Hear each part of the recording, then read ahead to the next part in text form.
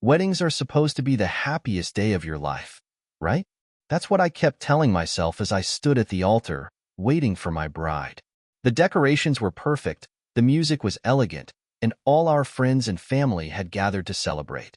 But beneath the surface, things were already spiraling out of control, and I was too blind to see it. My wife, Emily, and I had a whirlwind romance. She was confident, beautiful, and had a magnetic personality that could light up a room. At least, that's what I believed at first. But as we got closer to the wedding, cracks in her perfect image began to show. The worst of it wasn't even Emily herself. It was her sister, Amanda. From the start, Amanda had been a thorn in my side. She was loud, manipulative, and constantly inserting herself into our relationship. Emily always defended her, brushing off Amanda's behavior as just the way she is. I tried to let it go for the sake of peace, but Amanda seemed to go out of her way to make me feel unwelcome in my own relationship. The real trouble began at the rehearsal dinner the night before the wedding. Amanda sat at the head table, laughing loudly and making snide comments about how some people couldn't handle the pressures of marriage. I knew she was talking about me, but Emily just rolled her eyes and told me not to take it personally. "She's just protective," Emily said. "You know how close we are." What Emily failed to mention, or maybe didn't want to admit, was that Amanda's protection came with strings attached. Amanda's best friend, Jessica, just so happened to be my ex-girlfriend. It wasn't a coincidence either. Jessica had been invited to our engagement party months earlier, and when I confronted Emily about it, she insisted it was all Amanda's doing. "I couldn't uninvite her," Emily said at the time. "It would have caused drama." Drama was putting it lightly.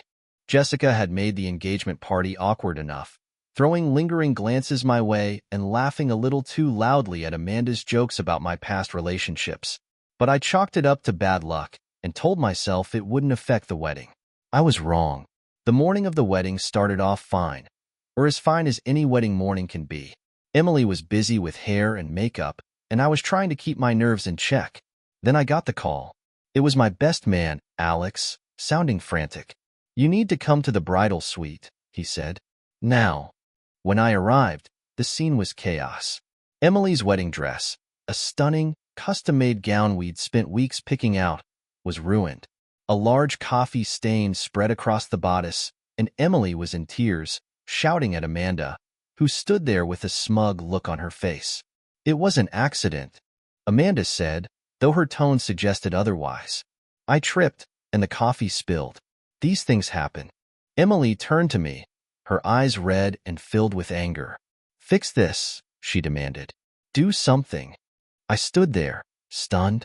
What was I supposed to do?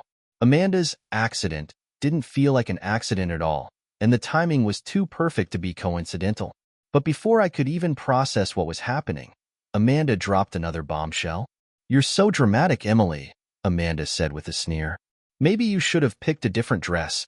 Oh, wait, you didn't need one because your fiancé's already seen one of your bridesmaids naked." The room went silent.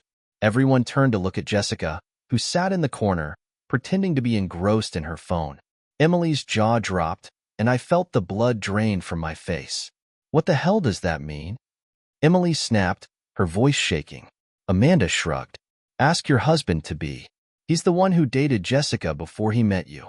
The room erupted into chaos again, with Emily yelling at me, Amanda feigning innocence, and Jessica awkwardly slipping out the door. I tried to explain that my relationship with Jessica had ended long before I met Emily, but the damage was done. Amanda's sabotage had worked. In the end, Emily managed to find a backup dress, and the wedding went ahead as planned. But the damage lingered, and I couldn't shake the feeling that this was just the beginning. Amanda wasn't done with her games, and Emily, for all her charm, wasn't entirely innocent either. As I stood at the altar, watching Emily walk toward me in her replacement dress, I couldn't help but wonder, was I making the biggest mistake of my life?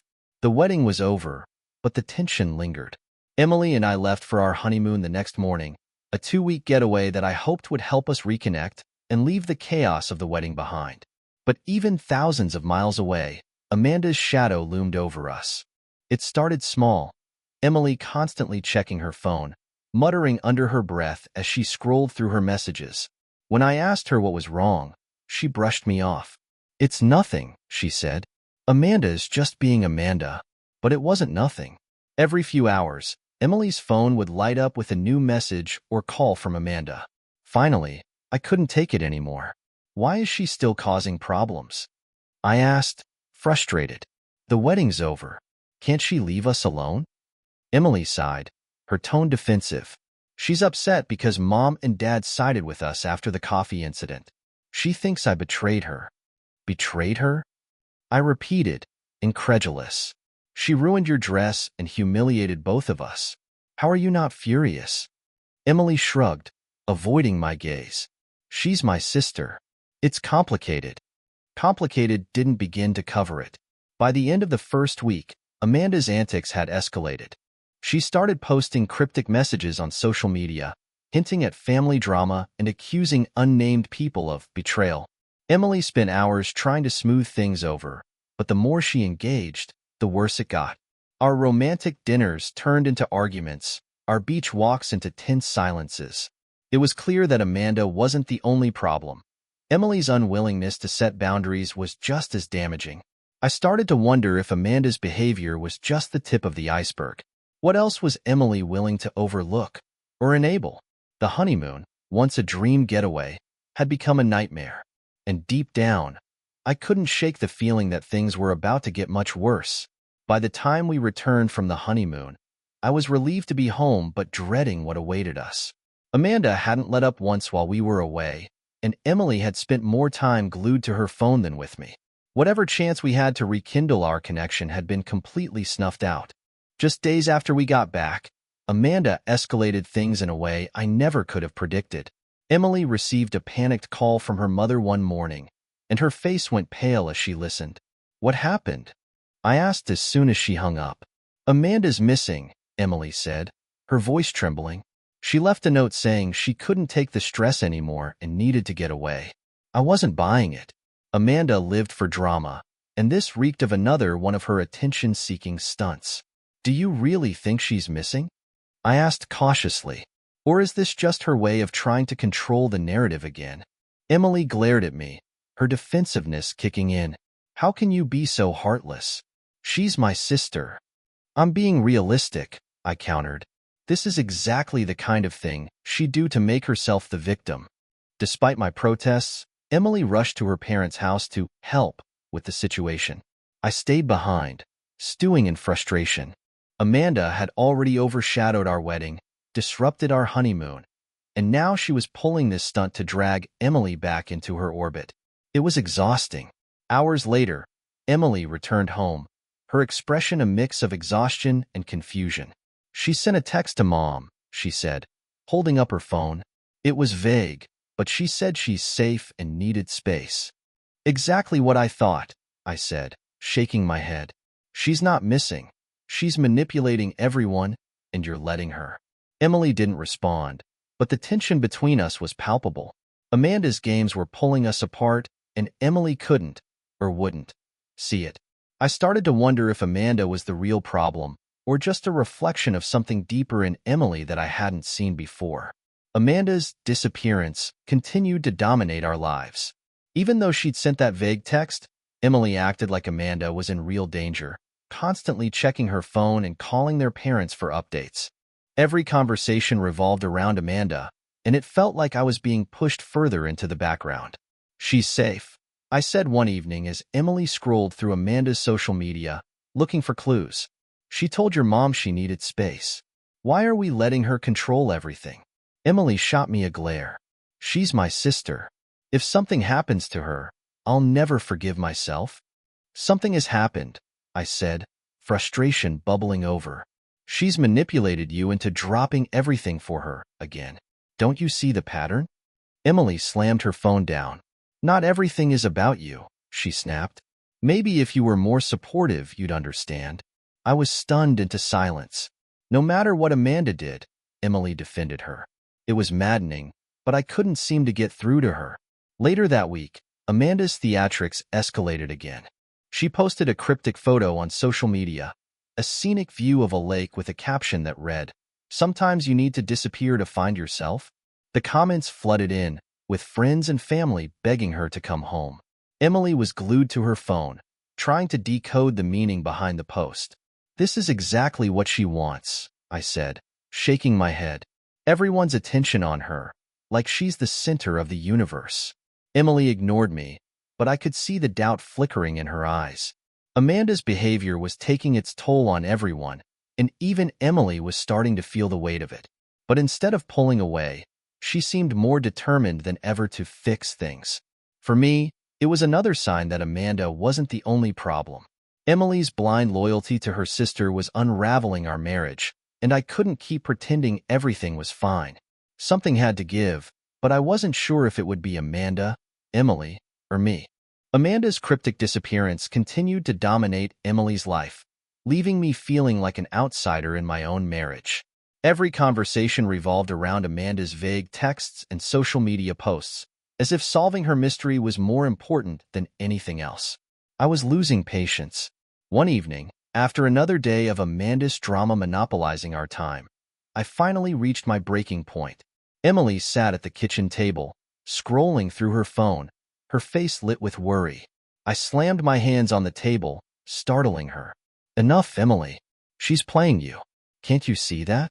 Emily stared at me, stunned. "How can you be so cold?" she snapped. "Amanda is family. She's struggling." "Struggling?" I scoffed. "She's orchestrating this whole thing to keep you wrapped around her finger, and you're letting her destroy our marriage." Emily's face darkened. "Our marriage," she said, her voice sharp. "You're the one who's selfish. Instead of supporting me, you're making this all about you." Her words stung, but I wasn't backing down. "No, Emily," I said firmly. "This is about us, and how Amanda has taken over every part of our lives. She's not missing. She's controlling you, and by extension me." Emily didn't respond. Instead, she grabbed her phone and stormed out of the room, slamming the door behind her. The silence that followed was deafening, but it gave me time to think. I loved Emily, but her refusal to see Amanda's manipulation was destroying us. If things didn't change soon, I wasn't sure our marriage would survive. That night, I slept on the couch, my mind racing. Amanda's antics had driven a wedge between us, but I couldn't shake the feeling that there was more to this than attention-seeking. Amanda's games were escalating, and I couldn't help but wonder what her endgame was, and how much worse things could get. The tension in the house was unbearable after that fight. Emily barely spoke to me, spending her days obsessing over Amanda's cryptic posts and vague texts.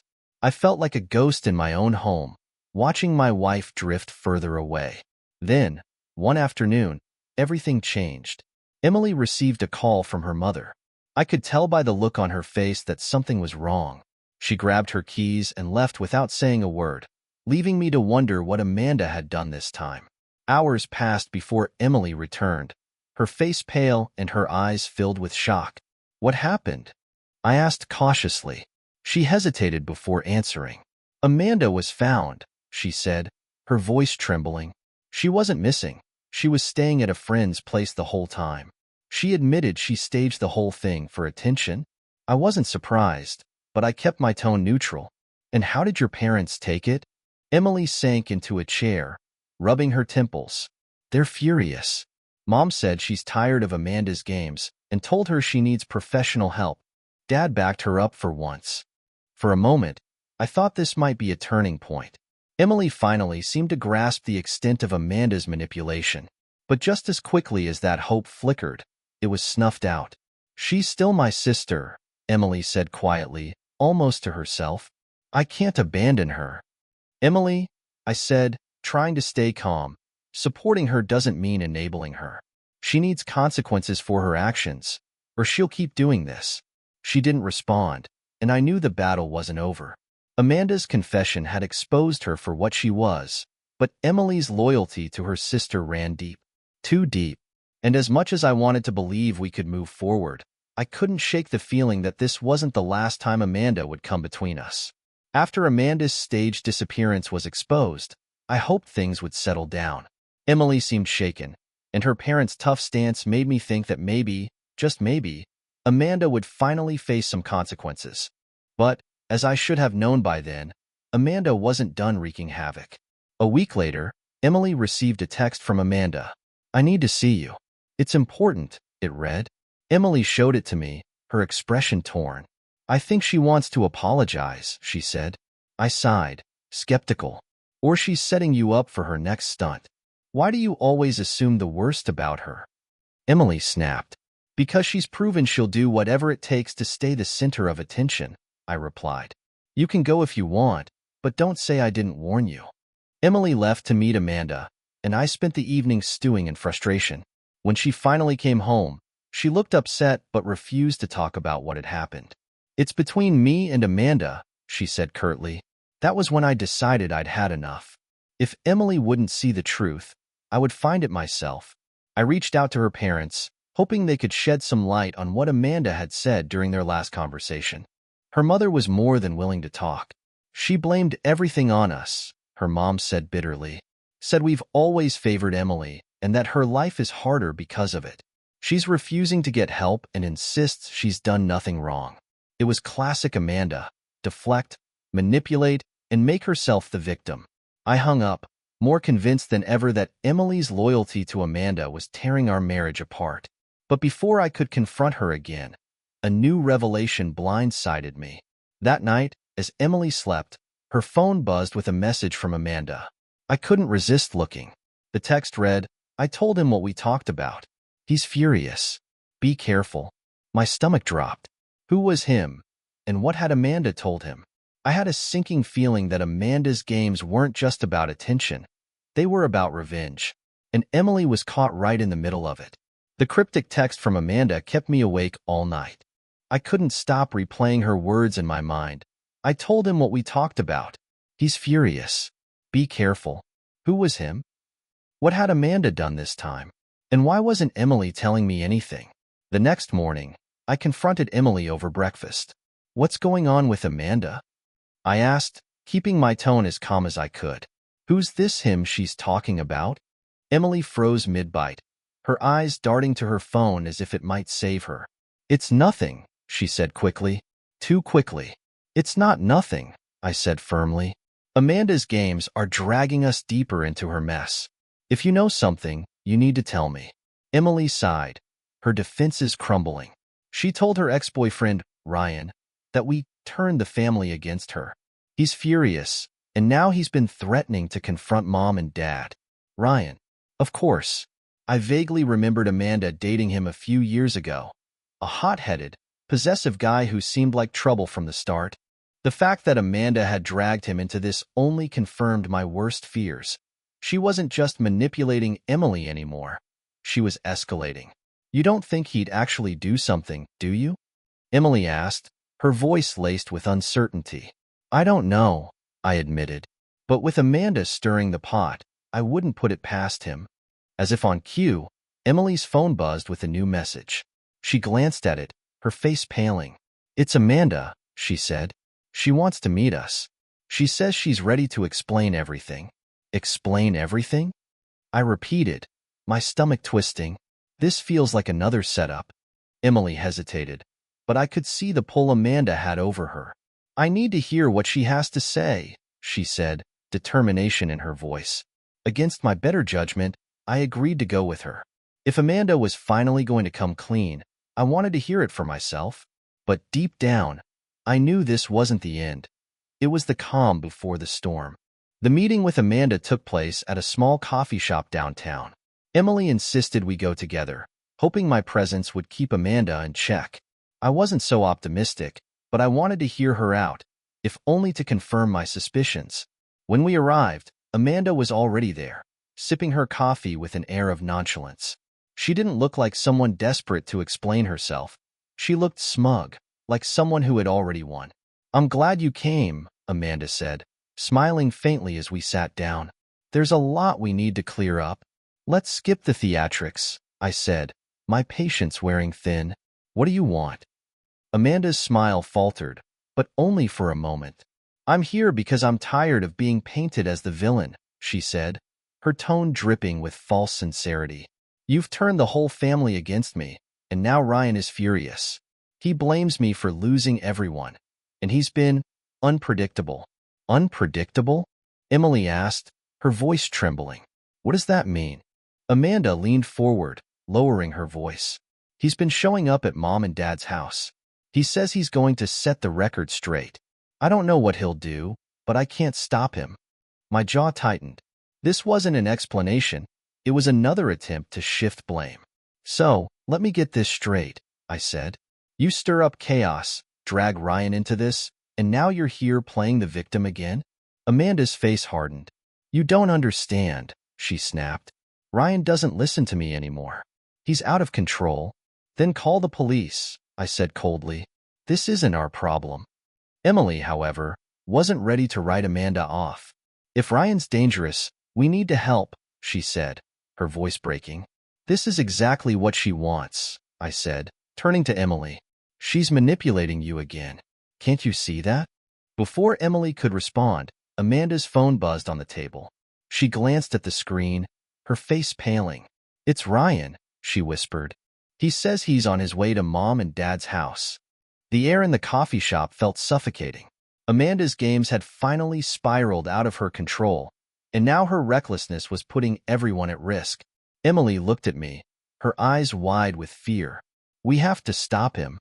I hesitated, torn between protecting Emily and wanting to let Amanda face the consequences of her actions. But as much as I despised Amanda, I couldn't let her drag everyone else down with her. Fine, I said, standing up. Let's go. As we rushed out of the coffee shop, I couldn't shake the feeling that this confrontation would be the breaking point for Amanda, for Emily, and for us. We arrived at Emily's parents' house just as the sun was setting, the air thick with tension. Amanda sat in the back seat, anxiously scrolling through her phone. Emily clutched my arm as we pulled into the driveway, her eyes darting to the unfamiliar car parked outside. It had to be Ryan. Inside, Emily's parents looked shaken but unharmed. He's in the backyard, her dad said, his voice tight. He's been pacing around, ranting about Amanda and how we all betrayed him. We stepped outside, finding Ryan standing by the garden, his face flushed with anger. He turned as we approached, his gaze locking onto Amanda. You, he growled, pointing a finger at her. You've ruined everything. Ryan, calm down, Amanda said, holding up her hands. I didn't mean for it to get this far. Didn't mean? Ryan shouted. You dragged me into this mess, made me believe we were in this together, and now you're throwing me under the bus? Emily stepped forward, her voice trembling. Ryan, this isn't the way to handle things. Please, just leave before this gets worse. But Ryan wasn't listening.